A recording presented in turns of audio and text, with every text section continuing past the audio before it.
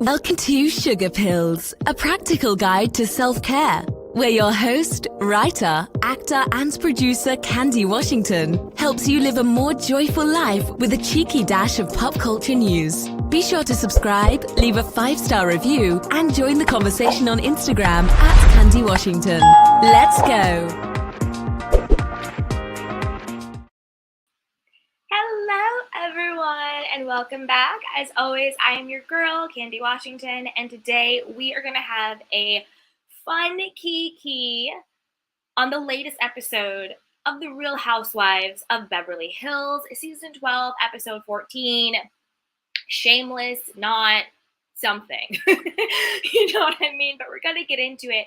And as always, I have my conspiracy theories. I have my different perspective on what's going on, what does it mean. So I'm going to break down my conspiracy theories on the real reason why I think Bravo is mad at Lisa Rinna. You know, spoiler alert, I don't think it has anything to do with her social media. I'm also going to do my conspiracy theory around Diana's comments about Asher. And I'm also going to do my conspiracy theory around why the girls are not talking about Erica Jane's legal woes that much, at least this part of the season. I think that's going to change the second half, but I'll tell you why I think they haven't been during this time. And yeah, we'll get into more stuff. So as you guys come into the room, be sure to say hello, drop your candy canes, my love. You can join the community, just hit that community tab. You can like the video, that really, really helps. And what helps even more is to subscribe. Subscribe to the channel, hit that notification bell so you don't miss it. We go live and have a fun kiki and spill the tea about the housewives. So those are some fun ways to help out. So with that, let's get into it. So I'm going to start with the whole Crystal ED situation with the ladies and all of that stuff. So do I agree with Sutton that the ladies may have been a bit judgy, a bit not really supporting Crystal with the whole ED story? Yes, but I also think it's deeper than that, because again, I always try and squint and think about where are they really trying to go with this? What are they really trying to uncover? Hey everybody, what is up? Hey Juan Lamera, she goes, hey sweetheart. Hey Vaca says hi, what is up? Hey Darren Hood, he says hi with the candy cane. That's right, come through, candy canes, come through. And put it in the chat box, whatever you guys want to talk about first. If you have any questions, I'm going to riff, but put it in the chat box what you guys want to talk about and what is going on, and we are going to get into it. So, and I'll just start quickly with the Crystal ED, and then I'll get into my conspiracy theories, because I also kind of have the conspiracy around why the girls are saying what they're saying about Crystal's ED. So I agree with Sutton that the girls are not bringing up Crystal's ED because they're concerned about her. I actually think, not Diana, I do think Diana's genuinely concerned because she's a little clueless about the way the other girls actually operate. My conspiracy theory on why the girls keep bringing up Crystal's ED is dark. I think that, and by the girls, I mean Rinna and Kyle and Erica. Not so much, and Dorit probably too, actually. I'll throw them all in there, the little Fox 4, whatever they want to call themselves. The reason why I think they keep bringing up her ED is because I actually think there's a part of them that got together either to expose Crystal, being like she's exaggerating about the ED, or she's lying about the ED, or she's just saying this for a storyline. Follow me with this, you guys. Because what the girls are saying, and by the girls I mean, the Fox Fab 4, whatever the heck they call themselves. If you think about what they're actually saying, they're saying, oh, Crystal said that she hasn't gotten treatment. Oh, Crystal says that, she's not willing to go get help. Oh, well, Crystal said, like, oh, you don't eat chicken wings, eat this. Oh, that's right, you can't, like, poking fun of it, not really giving it the credence that it deserves. And it's like, oh, well, Crystal told me that she's, purging every day. Well, Crystal told me that she's doing this. she has every resource. Well, why is she getting help? My daughter got help. Well, when I was younger, I got this. You have to really think about what they're saying, and what they are saying is setting it up for somehow for us not to believe Crystal's ED story, and to somehow expose Crystal in some type of way. I think it backfired, of course, because the audience, us, we're not stupid, we're not dumb, we're not taking the bait, and we're just like, okay, Crystal's struggling, this is a disorder, it's not something that you can just, wake up and have it go away, and just because you have money, just because you have means, like any type of disorder or addiction or disease, it affects all of us, no matter how much money you have, or how much money you don't have, or how old you are, or how not old you are. Disorder, diseases, addictions affect everyone, right? And so I think that, because again, you really have to pay attention to what they're saying. So if someone was saying to me, oh, well, Jane Doe, she told me this about her ED. She told me that about her ED. She has all this money. She has everything going on, but she's never gotten help. She's never gotten therapy. She's never done this. You see what I'm saying? I would be like, wait a minute, I'm confused. So she's saying she's struggling with an ED. She has all these resources and she's never been to therapy for it. She never got help for it. I'm calling BS. Like, that doesn't seem right. You see what I'm saying? They're planting the seed for us to question whether or not Crystal is actually being truthful about her ED. So I think it's even darker than what Sutton was saying. Like, oh, they're trying to be judgy about you. Oh, they're bringing it up, to talk about you when you're not there. I think they're trying to create the narrative for us to question if Crystal is being genuine about her ED or not. Because you really got to think about what people say. So that's what I think is going on with the girls talking about Crystal's ED and all of that stuff, right?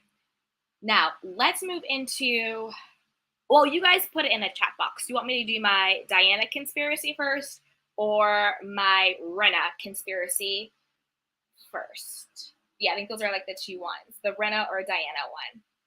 Or why the girls aren't talking about Erica's legal stuff. This is what you guys are saying. Valka says, oh, I didn't believe Rinna crocodile tears at all. No, I didn't. That's why Eileen wins all of the Emmys for the soaps, and not and not Rinna, because Rinna is not that good of an actress. They don't care about Crystal. No, they do not. No, they do not. Bacchus is the fake old heifers. Exactly. Extremely fake. Extremely fake. And you have to really think about what they are saying. And what they are saying is trying to shape a narrative for us to doubt and question Crystal's validity about her ED. You know what I'm saying? Okay, so Elmara says, you really may have a point. Thank you. Says, Diana. Okay. All right, trigger warning, trigger warning, trigger warning. So my conspiracy theory when it comes to Diana and her particular comments about Asher this episode. Okay, so again, I'm being 100% respectful. It's never my place to question someone's sexuality. It's never my place to, whatever. But again, Asher to me doesn't seem romantically interested in Diana, if that makes sense. It seems more like you can help me get to where I want to go, so I'm going to do what I need to do, if you understand. And then the whole like, oh, he didn't even know I'm home and he's playing on the piano, and she's like, oh, you're home, but yet there's like a complete there's a camera crew, producers, a whole setup, like full hair and makeup. Like, come on, like, miss me with that. Like, that was a complete BS storyline. But my conspiracy theory is, and again, this is a trigger warning. So we all know, allegedly, Diana is whatever, a madam, basically like a pimp for human trafficking young girls, young starlets, children, to wealthy international businessmen, women of power. There was the whole, Room 23 book where all the people were naked, and they're like, oh, this was basically her like calling card for her escort services.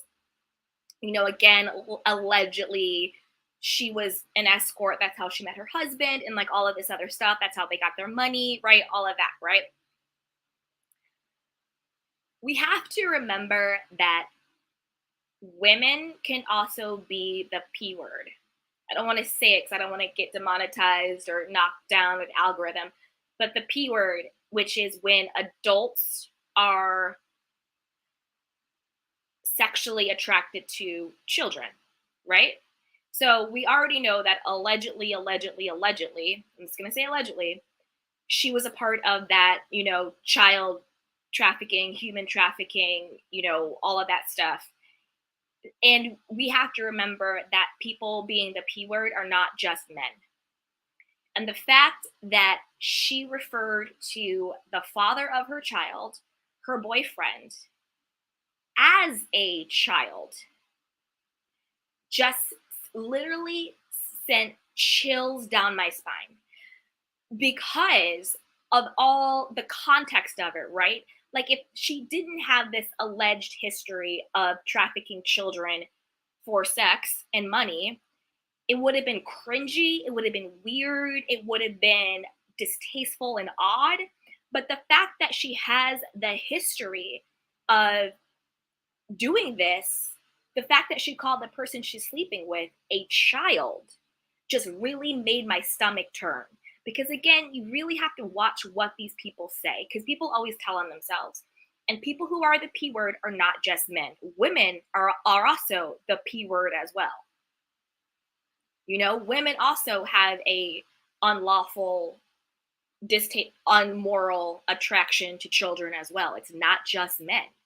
And given her history, it was very, very, very disturbing, very cringy that she called the father of her child, the man she's sleeping with, a child. You really got to listen to what these people say. You really got to listen, because they always tell on themselves. It was just really cringy and really weird and just, just all the grossness.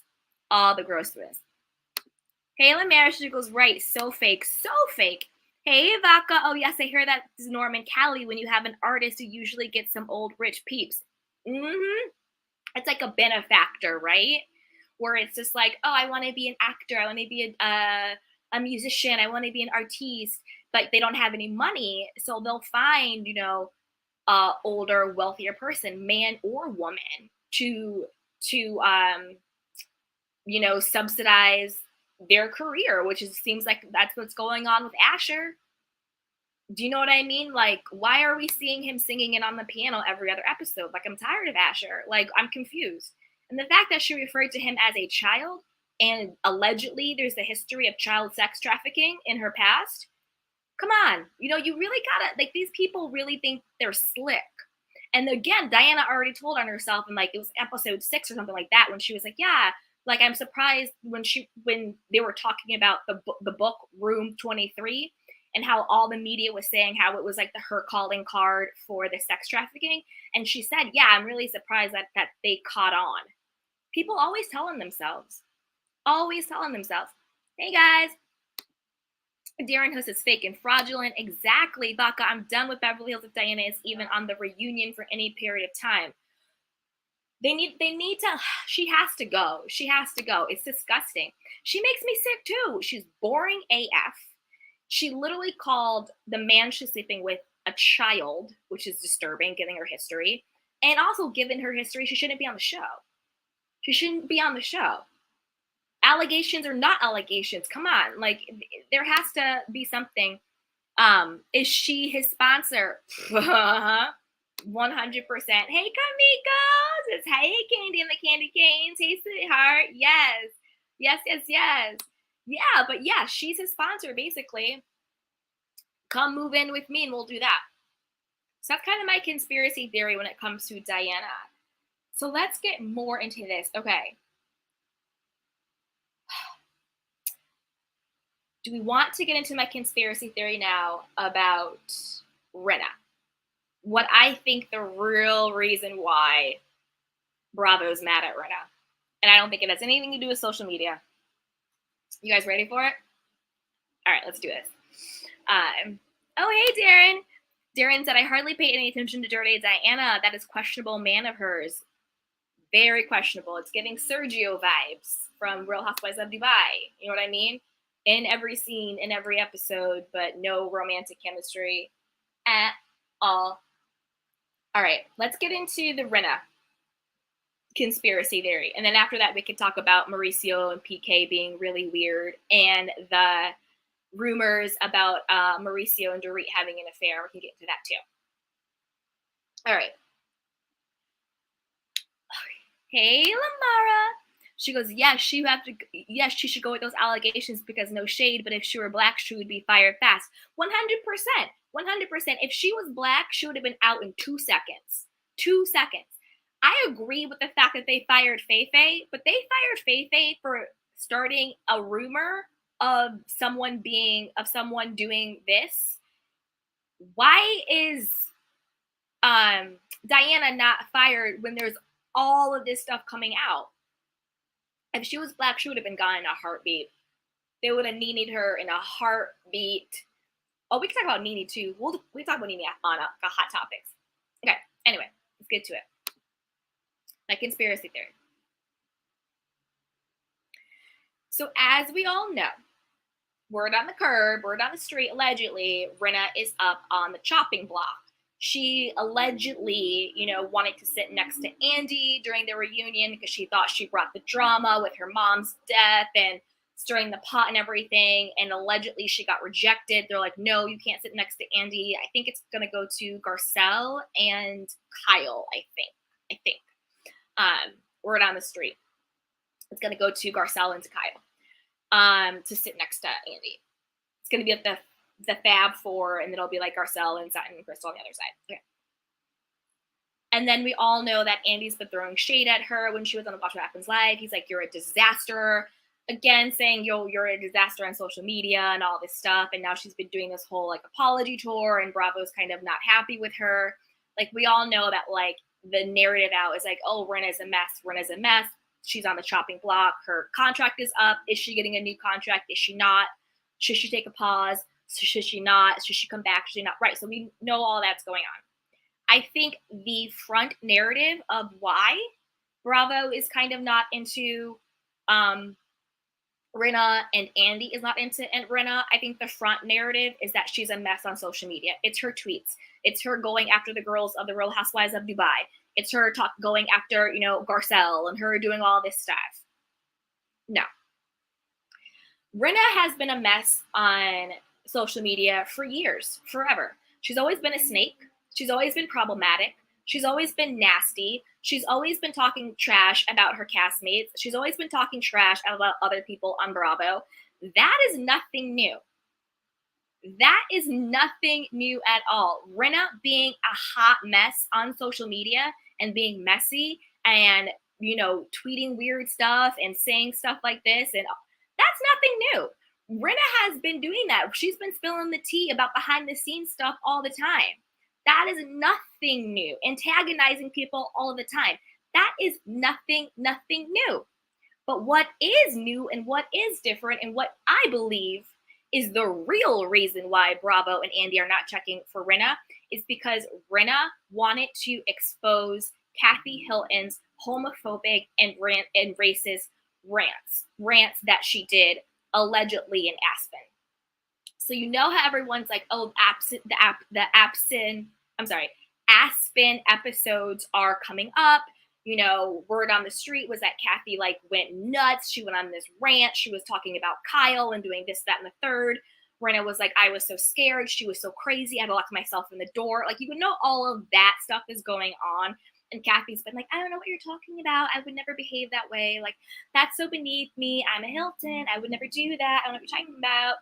And all of that stuff and how, Kyle has been siding with Rinna.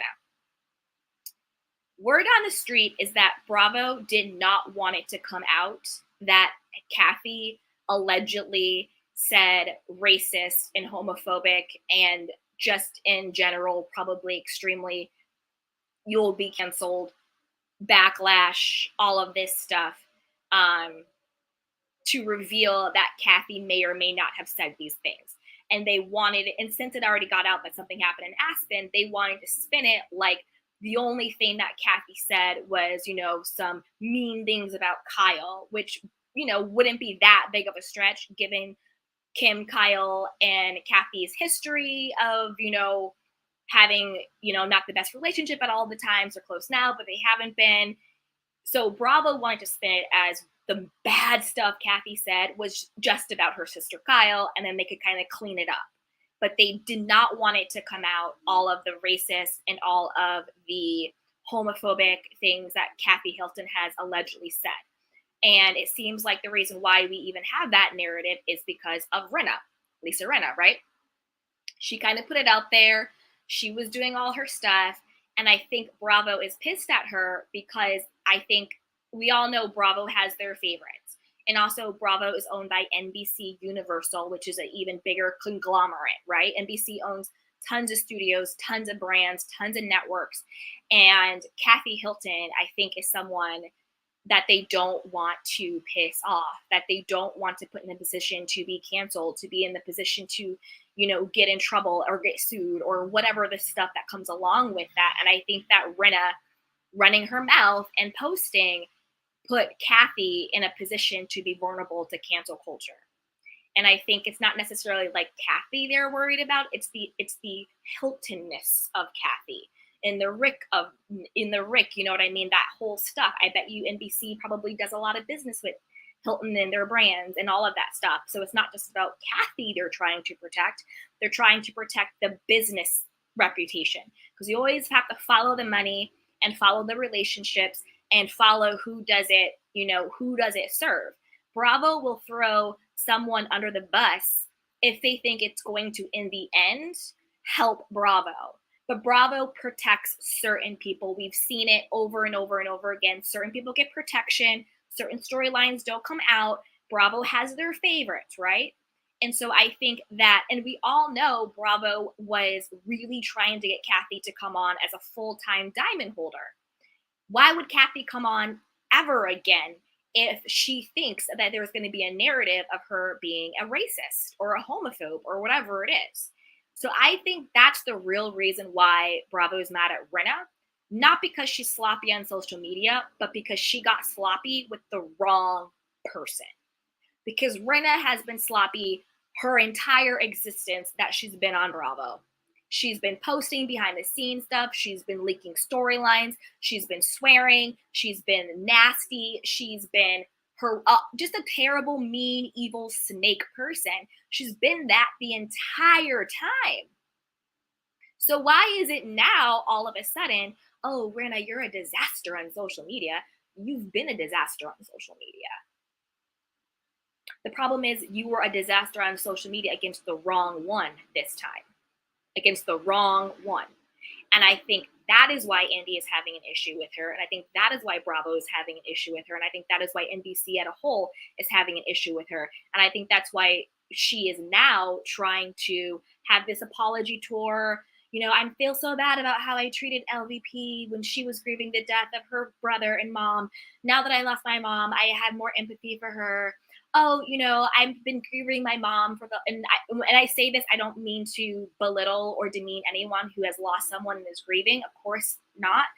But I do think that Rinna is exploiting her mother's death and milking it for all it's worth to justify her poor behavior and to sort of get back in the good graces of the audience, of Andy, of Bravo, of all of this stuff.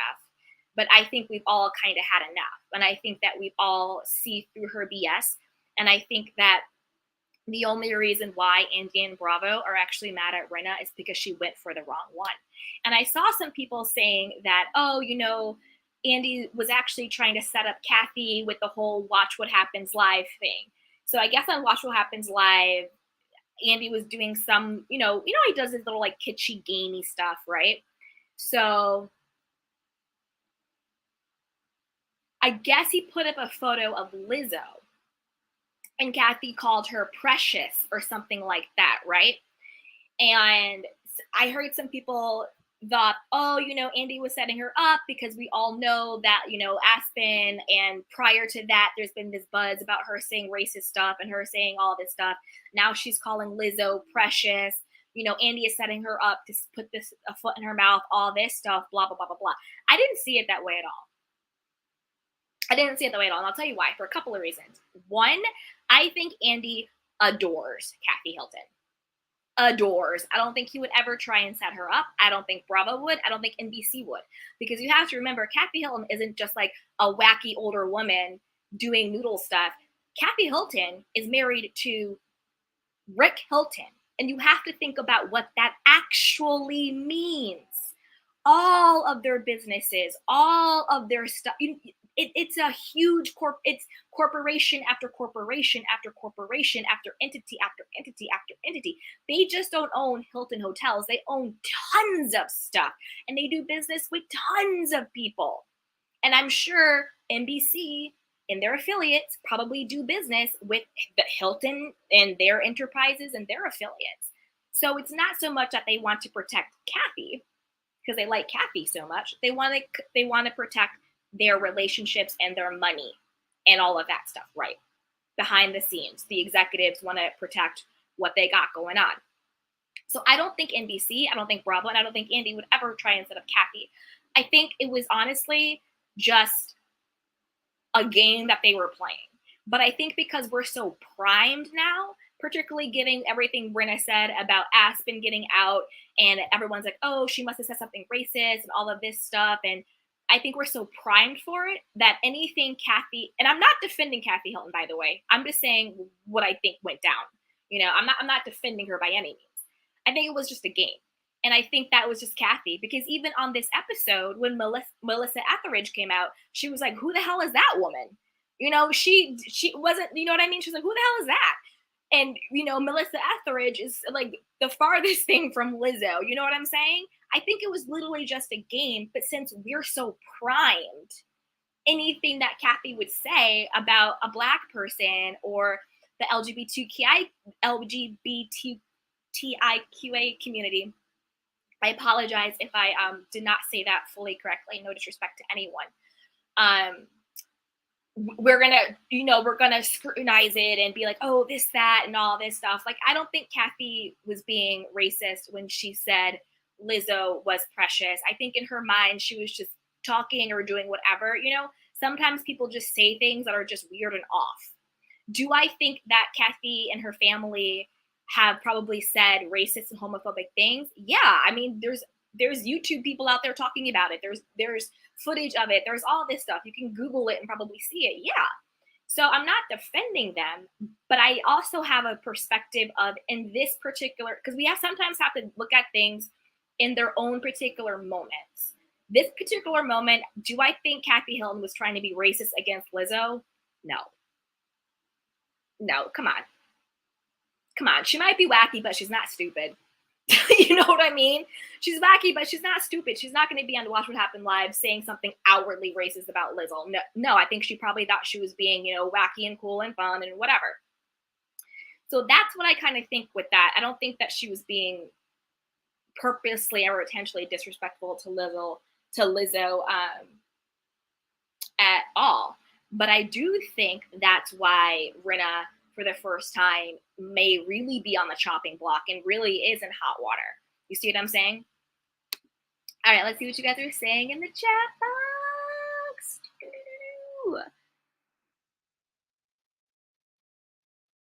It's okay, Lamira. She said she was driving, then she's catching up. Okay. All right, guys, I'm trying to catch up on your chats, and we will get into it. Yes. So Darren had said, bye, Rinna. Take Dirty Diana with you. Yeah, they all can go. And that's exactly the thing. Diana and Rinna are actually the ones who are friends, even though they tried to front and act like Kathy Hilton was the one who was introducing Diana to the show. The truth is, it's Rinna and Diana who are friends, which explains why Diana was going so hard for Sutton this entire season. Almost illogically, like she came out the gate for Sutton because Rinna and Erica don't like Sutton. Hey, Lamara. She goes, there wasn't much going on in Real House of Beverly Hills to talk about, so why not have Garcelle and Kyle next to Andy? They stirred all the pots. Exactly. Darian says, bye, Rinna. Oh, yeah, that's what we said. Hey. Kamiko says, I want to see that footage. I haven't watched Bravo in 2 years. You know what? You might be smart not to do that. You might be smart. The Hilton RRs. Yeah. Oh, yeah. Like, I just like that, like I said, like I'm not defending Kathy Hilton, but do I think in that particular moment was she being racist against Lizzo? No. But do I think that they have probably done and said racist and homophobic and elitist things in the past? Yeah. Yeah, there's stuff out there. There's literally stuff out there. Hey, Darren Hood. Rinna is such a ish store. She needs to go. She does need to go. And at this point, it's hard to watch. Like, the tears are fake. You're all over the place. You know what I mean? One moment you're crying, the next moment you're drinking, the next moment you're yelling, the next moment you're kicking people out of your house. Like, it's too much, and like nobody cares. And honestly, like, no disrespect for anyone who's grieving, but Rinna does not have a storyline. What is Rinna's storyline? Yes, she lost her mother, and I feel really bad. Anyone who's going through a loss, we love you and we are with you. So I by no means want to belittle that. But what is Rinna's storyline other than meddling into other people's business? Same thing with Kyle. What's Kyle's storyline other than meddling in other people's business? Yep. Yeah, since the beginning. Lamar says, I think you are right. Thank you. Yeah, agreed. Andy adores that money. 100%.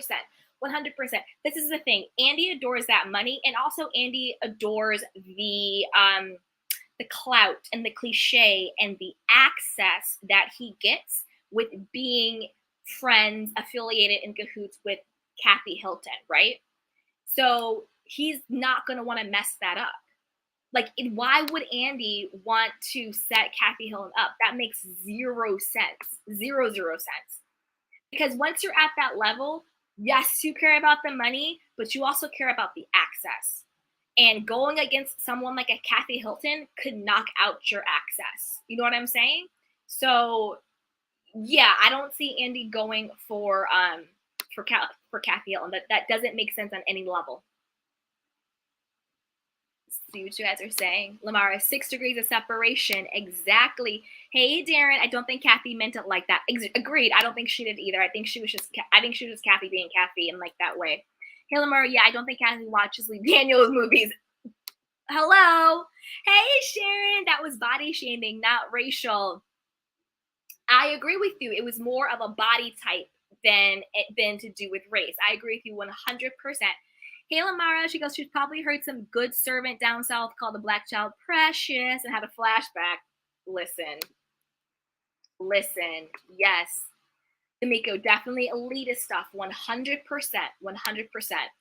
Hey, Sharon, did y'all catch when Diana said that her brother was killed in a purification raid? That was wild. Whew, yeah. Yeah, that is wild. That is wild. And again, it's like I feel bad for anyone who's lost someone, but given how evil Diana is, it's kind of like you're grieving the loss of your brother, but yet how many lives did you ruin? You know what? Allegedly. Let me put this allegedly.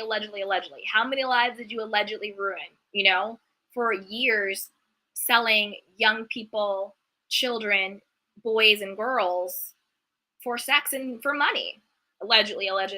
So how many lives did you ruin? So Diana, this makes me sick. I don't even want her on my screen. It's really, really hard to watch. But that's my conspiracy theory when it comes to why Rinna is actually in hot water. Because if Bravo actually gave 2 Fs about Rinna's tweets, they would have given the 2 Fs a very long time ago, because she has been very problematic on social media for years. This is nothing new. She just got problematic with the wrong one. And that's why she's in hot water. Because Bravo wanted to sweep it under the rug of Kathy Hilton on their watch saying anything racist or homophobic or elitist or anything like that. They wanted to sweep it under the rug, not on their watch, not them exposing her or not them protecting her. They just wanted to pretend like it didn't happen. Not on their watch, right? And then Rinna running her mouth exposes everything. And now they want to play. Now they want to play in our faces like the only thing Kathy said was being mean to her sister. You know what I mean? Stop playing in our face, Bravo. Stop playing in our face. Like, for real. Okay, what else happened this episode? Okay, I love Sutton and Garcelle, obviously, always. I absolutely love their friendship. I love their banter. I think they're hilarious. I think Sutton really holds her own. I think Crystal is coming to the light side. I think she's seeing that, trying to be up Erica and Dorit and Rinna and Kyle's butt is not going to work, because guess what, Crystal? They're never going to like you, boo boo. They're never going to like you, because the gag is they don't even like each other. They have an alliance, not loyalty. And an alliance is only as good as long as it is self-serving to both sides. So the moment it no longer serves one of them to be in the alliance, they're going to jump ship, because there's no loyalty there. Loyalty is, I'm going to hold you down for you. Alliance is, I hold you down because you hold me down. So, hey, Lamara. She goes, gotta go. Great time. Keep up the great work. Thank you, sweetheart. Thank you for coming through. I appreciate you. Yes, I appreciate you. Woohoo. So I love that. And I love the Crystal stuff. I think Crystal's going to come around. Oh, conspiracy theory on why I think that the girls aren't bringing up Erica's legal trouble. So we know last season, that was basically the entire season. Every episode, they were talking about LA Times articles coming out and, what happened, like Quinta Holmes and, Tom allegedly cheating, which was, come on now. All of this BS stuff going on. And Erica's like fake tears and fake pretending like she's so shocked and all of this stuff, right? The only thing that Erica is sad about is the fact that her lifestyle has been knocked down a peg or two. And knocked down peg or two, I mean, you're living in $1 million, probably multi-million-dollar house in, West Hollywood instead of your gazillion-dollar house in Beverly. You know what I mean? Like, girl, bye. Like, you're still living off of victims' money. Like, you're still living off of blood money. And you have the audacity to complain. She's another person who's sick to watch. It's like you have the audacity to complain about where you are in life. Like, the way Erica talks, you would think she was homeless in a shelter with or living out of her car. The delusion that Erica says, like, I hate where I am. I can't believe where I am, but I'm trying to accept it. I'm trying to claw my way back up to the top. Erica, shut the F up. I don't usually get this upset, but just thinking about it makes my stomach boil, because there were victims. I'll say allegedly, because the lawsuit's still going on. What about the people who were burned? What about the people who were injured? What about the people who lost loved ones? They are the ones who were actually suffering. Or just what about people in general who are actually suffering, particularly this time in the world? So many people are actually homeless. So many people are actually struggling. They don't have food. They don't have shelter. They don't have a car. They don't have support systems. They don't have money. Erica, you're sitting up here in $1 million home, multi-million-dollar home. You still have your glam squad. You still have all your fancy clothes. You're fighting over diamonds in court, diamond earrings that should never have even belonged to you because it was bought with blood money. And you want to sit up on the freaking, confessional and acting like you need to claw your way out of this? What the hell are you clawing your way out of? Literally, you're on, and you're also on a television show. I'm so confused, Erica. What exactly is the problem? Your current life is still a part of the 1%. It's still more than what 99% of the rest of the world will never have the chance to experience. And you have the audacity to act like you're the victim. I need Erica to go to jail. I need Diana to go to jail. I need them to join Jen Shah in jail. That is where they need to go. They need to get off of my screen. Sorry, I know I just got heated. I know it's got a rant, but that really just made me really mad just thinking about it. Like how she wants to sit up there like we're supposed to have sympathy for her. Oh, so you had to downgrade from the Ferrari to a Range Rover. Still have a staff. Like, I can't. When it's like, literally look at the world right now. Some people are living paycheck to paycheck. Good, decent human beings. Decent human beings who have not literally stolen from victims and all of these people, right? Oh, but let me get back to my conspiracy theory and off my soapbox. Okay. Put Erica in jail. Put Diana in jail. Okay. The reason why I think that the first half of this season, the girls have not talked about her legal troubles, I actually think that's going to change. Because remember, we saw the preview, and Sutton goes, oh, well, a lawyer actually reached out to me about one of your lawsuits. I can't do a Southern accent. About one of your lawsuits. And she says it to Erica. So I actually think it's going to pop off in the next couple of episodes. But the reason why I think that they haven't talked about it is because, one, I think the girls get together. By the girls, I mean the Fab Four, the Foxy Four, whatever they call themselves. Those girls get together and they decide what they're going to talk about, what they're going to expose, what their storylines are going to be. And they decided to not go after Erica. The reason why I think that, but then the second reason why is we can't forget, now we know that Kyle's husband, Mauricio, and Kathy Hilton's husband, Rick Hilton, both of them have now also been named in that $27 billion lawsuit that Tom Girardi and Erica Girardi are also named in. So it's all fun and games to want to talk about Erica's, lawsuits and stuff last season because Mauricio wasn't tied to it and Rick Hilton wasn't tied to it. But now that Rick and Mauricio are in a lawsuit with them, with Erica, it was like this whole scheme they did. Like they even, like Erica impersonated somebody's widow. Bank of America is being sued. Merrill Lynch is being sued. It's a $27 billion with a B lawsuit. Google it and see it because I don't want to, I'll just say allegedly, but even though it's out there. So I think the reason why they're not going so hard after Erica stuff is because now they have some skin in the game.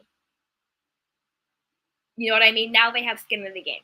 So we'll sit up here and we'll talk about you all last season because it was your legal problems. But now that it's our legal problems, mum's the word, right?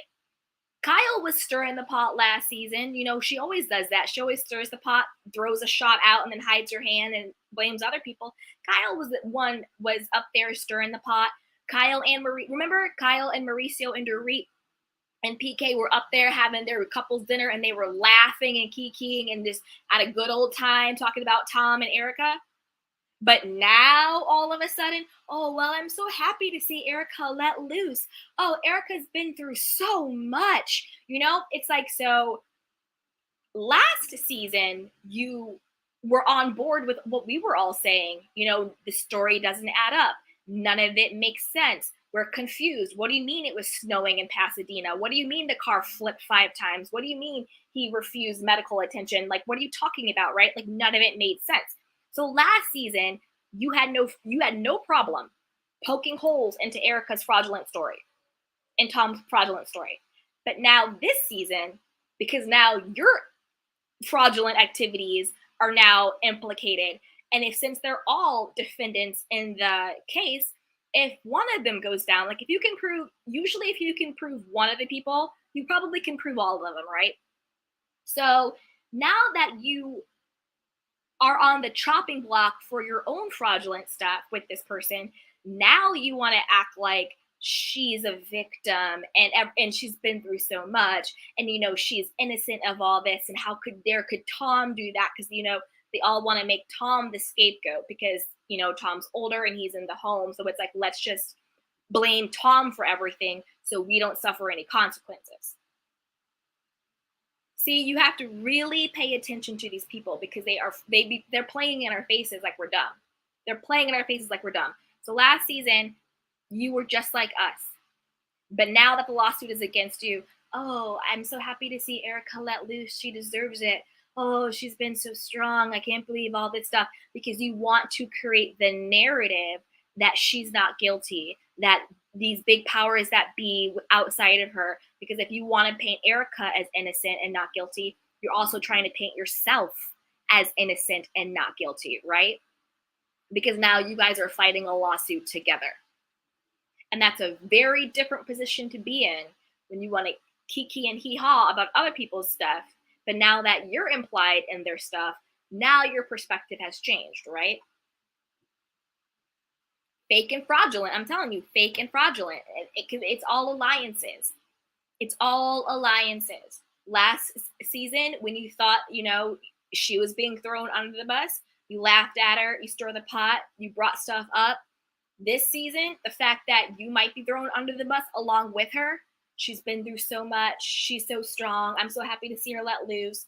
Oh, poor Erica. How is she coping? See what I'm saying? They're out here playing in our face. Playing in our face.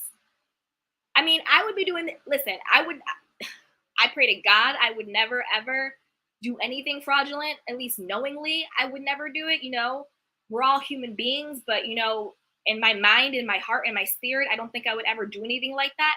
But if I did, you better guarantee if I have a $27 billion lawsuit against me, I'm going to try and make everybody named in that lawsuit look as innocent as possible so we all can get off. Because if you get one, you're probably getting all of us. So you really, you got to think about this stuff. So that's what I really think is going on with that stuff. But I think, and again, that's why I said before, what Erica actually meant by calling Sutton a liability.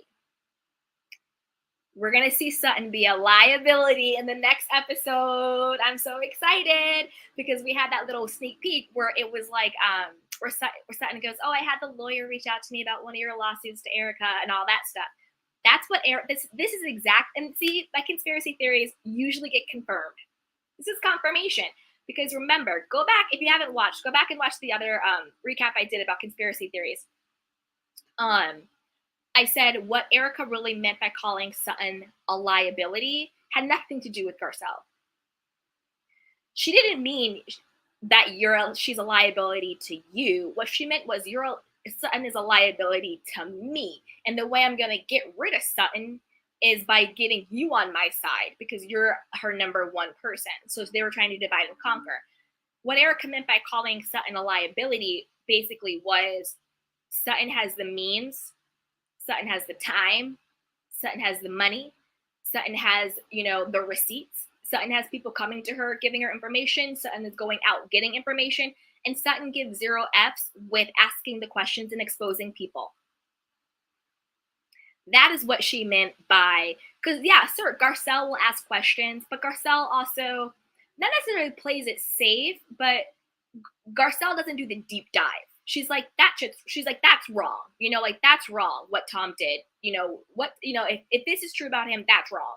But Sutton will be like, well, on paragraph 3 of the affidavit of the blah, blah, blah, you said this and blah, blah, blah. And my attorney said, da, da, da, da. But then on December 10th, 2014, wasn't Tom here, but you said he was there. Sutton is like that chick. She has the information. She has the connections. She has the money and she has the time. That is what Erica meant by Sutton is a liability. And remember, during that conversation, the only other name Erica brought up was Diana. She was like, oh, last season it was me. This season it's Diana. Why do you say Diana? Because Diana, other than Erica, has the most evil skeletons in her closet. Where Sutton will be like, well, how did you get your money? Where's your money from? And what about the book? And what about this? Sutton is one to snoop. And that's why she said Diana. And that's why they winded Diana up to go after Sutton this season. Because Sutton will come with the receipts. Sutton has receipts. She came with the receipts with Rinna all day long. Oh, well, this is the email that shows I paid for the charity table. Oh, this is the text message that I sent to Harry. Sutton doesn't lie, and she comes with the receipts. And that's what they meant by she's a liability. And I'm excited to see Sutton be a liability next episode. Yes. Hey, Darren Hood, Fox Force frauds. Exactly. Fox Force frauds, 100%. But let me know, you guys. Sorry, my water's so far away. Let me know, you guys. Do you agree with my conspiracy? What do you think? Do you agree? Do you not agree? What are your comments? Does anybody want to come up? I'll drop the link if anybody does. No pressure at all. But if anybody wants to come up, you're welcome to.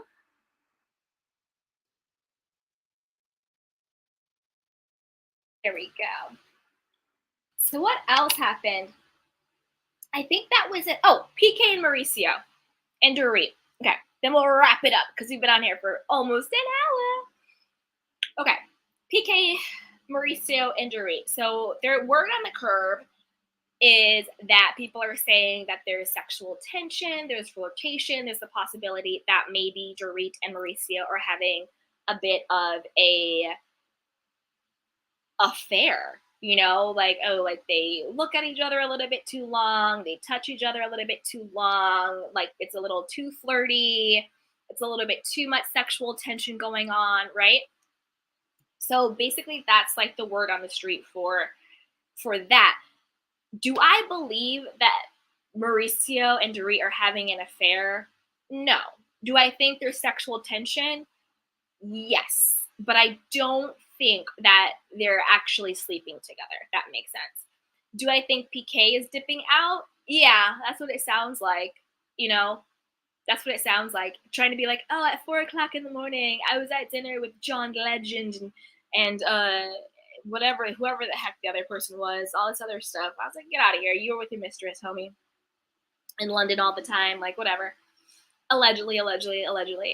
But that, I'm kind of tired of PK and Mauricio. Like, it was creepy for them to be like, which one of the women, other than our wives, looks the best or is the hottest tonight, you know? And Mauricio, first thing out of his mouth was Dorit. And that's why everyone was like, are you telling on yourself there, buddy? And then PK was like, no, that's not our wives. And he's like, oh, Rinna, which I thought was weird. And then PK, full effing circle, says Erica. Remember when Erica was first introduced on the show and it was Pantygate? How PK was like looking up Erica's skirt when because she wasn't wearing panties or anything like that? Hey, Sharon, I don't think PK can cut the mustard for Dorit. I agree. Speaking of the teeth, I didn't need to see that on my screen. And that was also a very boring storyline. Not the homeless, not toothless thing.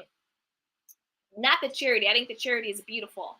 And I'm happy that they're bringing awareness to it. But the whole, like, them at the dentist and blah, blah. I mean, of course, they had to, like, set it up so it would make sense that she's having the benefit dinner and it would make sense for all this stuff. Like, I totally get that part. But the whole dentist thing and his teeth, oh my goodness. And someone was like, oh, I can't believe that, like, you know, Dorit got with him with those teeth and how gross and all of this stuff. But we also have to remember that Dorit's face isn't Dorit's face. And Dorit also got her teeth done too. So, like, what was her teeth looking like? And we have to remember Dorit's before and afters. You know, so when Dorit met PK, maybe they were a match. You know, what Dorit looks like now is not the way Dorit was looking like 4 or 5 years ago. You know what I'm saying?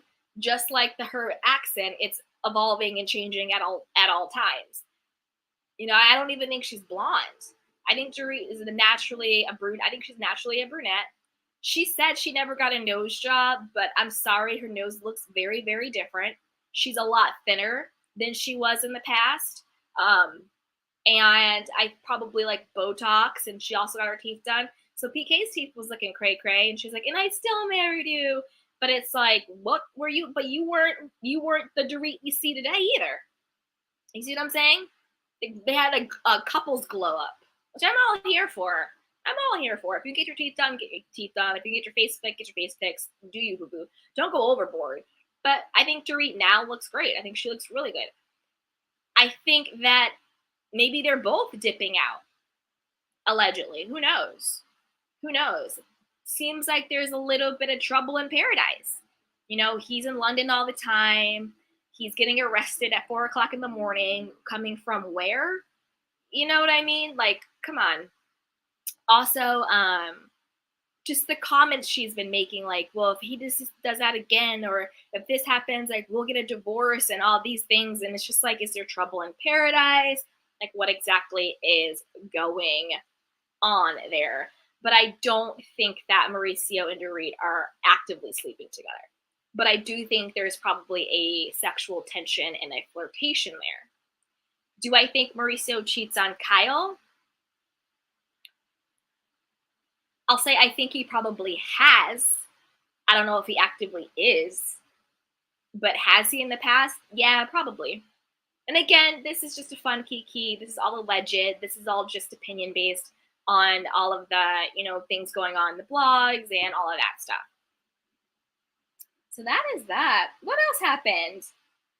Rinna, I didn't believe a word out of Rinna's mouth. Rinna seemed like she was on something at the dinner. Didn't she seem like really fidgety? She seemed super, super fidgety. She seemed like she was already on one. Not just like the booze, not just the champers. Like, she seemed like she was on something else. And her whole breakdown about her mom. I'm sorry, Rinna, like, you're still not getting the Emmy award. I just didn't buy it. I thought it was fake. I thought it was phony. I thought her tears, I'm just like hyperventilating, like, girl, bye. Girl, bye. And the reason why, okay, listen up, Sutton. I know Sutton is confused as to why Rinna is one way when they're together and she's in another way in front of the audience, she's like all of the girls, is because Rinna is fake. You can't, and it's also because you didn't really do anything, Sutton. So, of course, she's going to be smiling in your face when it's just the two of you because she has nothing to prove, nothing's going on, she doesn't have the audience, you know what I mean? She's not that invested in it. But, of course, when she gets in front of the girl, she's going to go buck wild because Rinna is also trying to produce these scenes just as much as Kyle is trying to produce these scenes. And Rinna is also trying to have a storyline that deflects from anything going on in her real life. So, of course, she has to create this fake storyline of beefing with Sutton to have something to do and say. Because other than beefing with Sutton, what is going on in Rinna's life? Like, what's going on? What's happening? I'll wait. So, of course, because she's trying to produce it. She's not actually mad at you. There's actually nothing wrong. She's just trying to produce scenes to have a storyline that doesn't revolve around what's actually happening in her own life. All right, you guys, I think we did it. I think we got all the conspiracy theories out. I think we got everything going on. So yeah, if you guys don't have any more questions or comments, we're going to wrap it up. And thank you so much for joining me. As always, a great way to support me and the channel is just like the video and share this with a friend because a kiki is always better with community. And don't forget to subscribe to my channel and hit the notification bell so you don't miss it when we go live. Also, in the description box, there are tons of goodies. You can pick up some merch. You can listen to the podcast, grab some books, do the thing, watch some shows, all of that. So just don't forget to check out everything in the description box below. But hit that like button and smash the subscribe button. And I love you, Candy Canes. I love you. And remember, there's no such thing as a coincidence. There's only ever a conspiracy. All right. That's it, guys. Oh, and later tonight, we will be going live for the Real Housewives of Dubai. So join me for that later. All right. I love you guys. And until next time, take care of yourself and each other. Bye. Welcome to Sugar Pills, a practical guide to self-care, where your host, writer, actor, and producer Candy Washington helps you live a more joyful life with a cheeky dash of pop culture news. Be sure to subscribe, leave a 5-star review, and join the conversation on Instagram @Candy Washington. Let's go!